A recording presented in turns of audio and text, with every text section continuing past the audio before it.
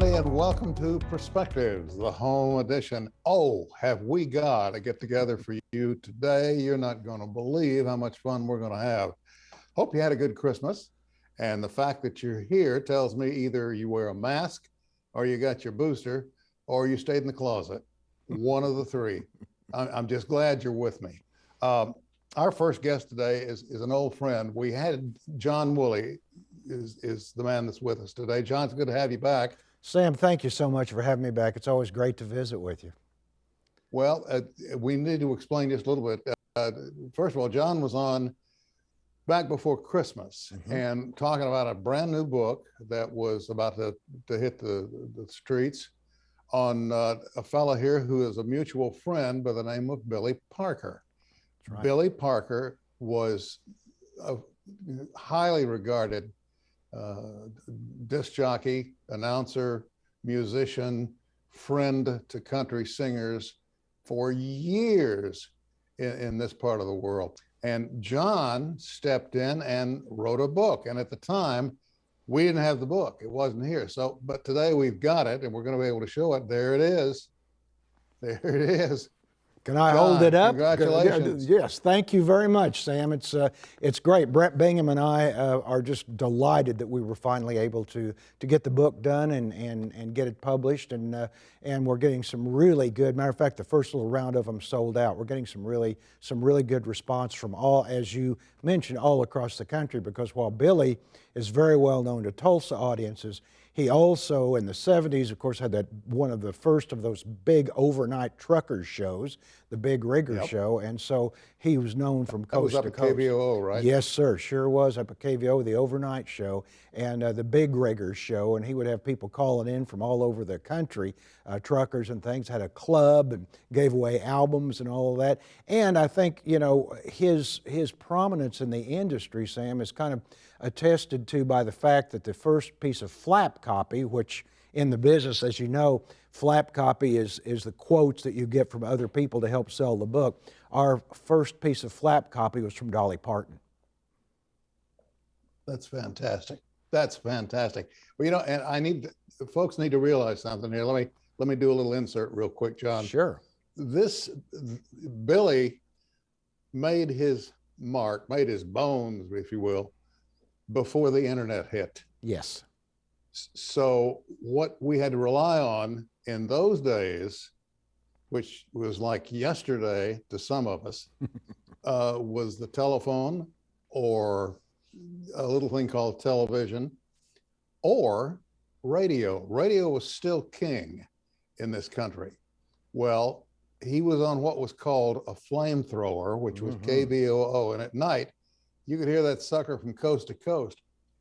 Wives would call in and leave messages for their husbands who might be truckers, and Billy'd go on the air and pass them along.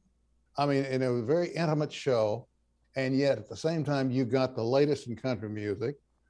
You got updates on road conditions all over the United States, and you got the latest news, and Billy was right in the middle of it. John, I gotta ask you a question. What prompted you to say, let's do a book on Billy Parker? Well, it was actually, I've wanted to do one for quite a while, because Billy's story, as you know, Sam, because he's a friend of yours, Billy's story is a terrific story, and it has a lot to do with really the emergence of country music into the mainstream when you get down to it. Well, Brett Bingham and I had done, as you know, the book on the Cain's Ballroom called 20th Century Honky Tonk, Brett being Ray Bingham's nephew. Ray, of course, Billy's manager, a booking agent for many, many years. And Brett now is the business manager for Bob Wills' Texas Playboys, the current incarnation. Yeah. And so he and I talked a lot about doing a book after 20th Century Honky Tonk, and we both agreed that it should be Billy Parker's story, because it's a terrific story. It's an Oklahoma story, but it's an American story, and it's a story about a guy who really is, again, as you know, Sam, he really is as nice a guy as he comes off on the radio.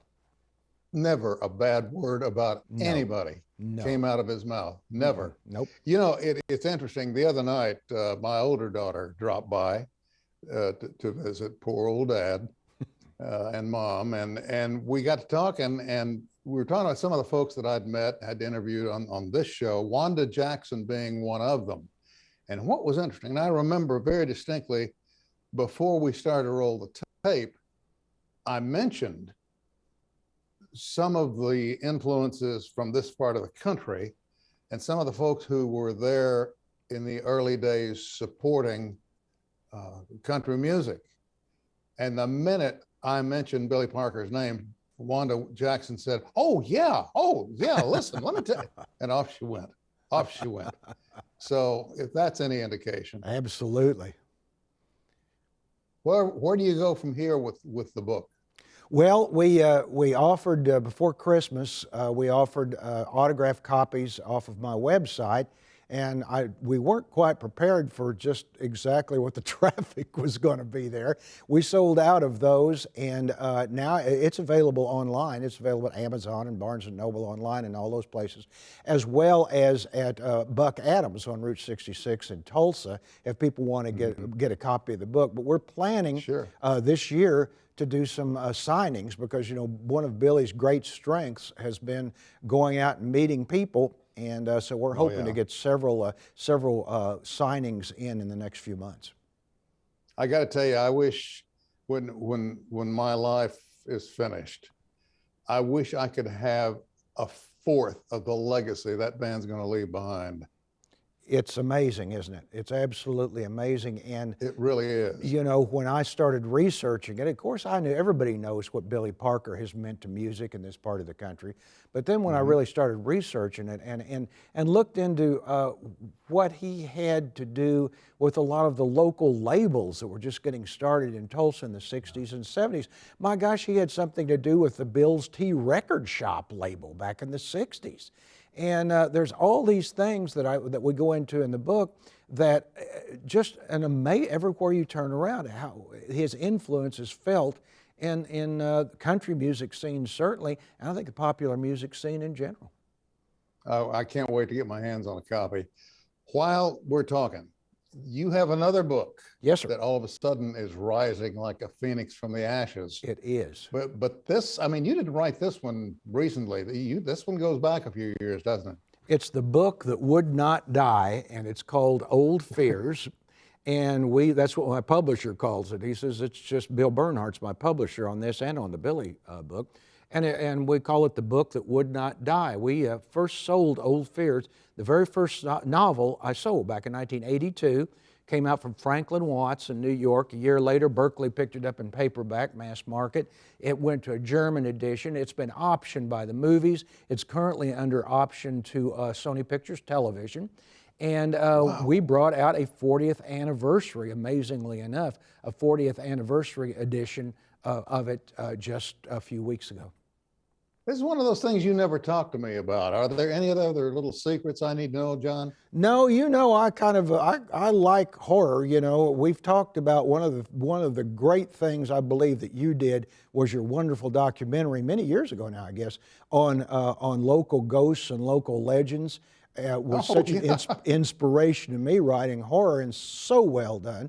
And so we talked about it then. You know that I'm a kind of a horror guy, and you know, that's Old Fears, in fact, is set in a town called Tonopah, but it's really, as a lot of people have realized reading the book, it's really Chelsea, where I grew up. I'll tell you one quick little story about that documentary. We were putting it together, came across one house here in Tulsa that is the owner claims is so incredibly haunted that at times when they first bought it, first moved into it, they had to leave for the night. Wow. And I thought he was putting me on. But they were able to demonstrate for me and for the camera crew some things, or something did, I'm not sure what it was, that made me a believer. The Old Monkeys song. And I know where that house is. I know the owner, and it's a very, very interesting story that I want to tell someday. and he's still sitting on it. He's saying, well, you know, there are folks out there, you start telling them you got a real haunt or whatever you want to call it. And he said, they won't leave you alone. He said, for right now, I just like to not have the public know about it. But I'm telling you, John, there's one here in Tulsa that'll roll your socks up and down. Well, I hope you get that done. I'd love to see what you would do with that. Again, I'm such a fan of that documentary that you did. Did you win? It seems to me, I remember writing about it when I was at the Tulsa World. Did you win an award for that, as I recall? I did. Yeah, that's what I did. And I think what pushed it over the edge was we shot part of it down at the fort, you know, down in Muskogee. Yes. And there is a gate, and we got it. It was there. We had it on video. We just put a camera on it and left it.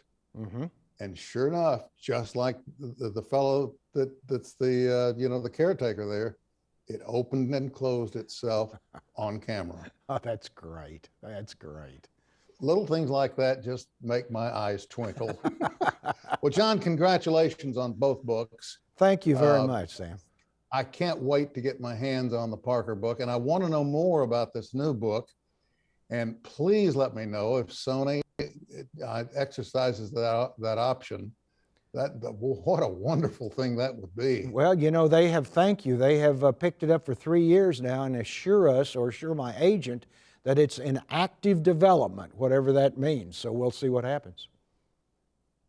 Well, I don't understand show business too much, but I've got friends in the biz, and you got to be careful. Hey, John, I'm going to let you go, and thank you, my friend, and congratulations twice. Thank you, Sam. It's always great to visit with you. Thanks a lot.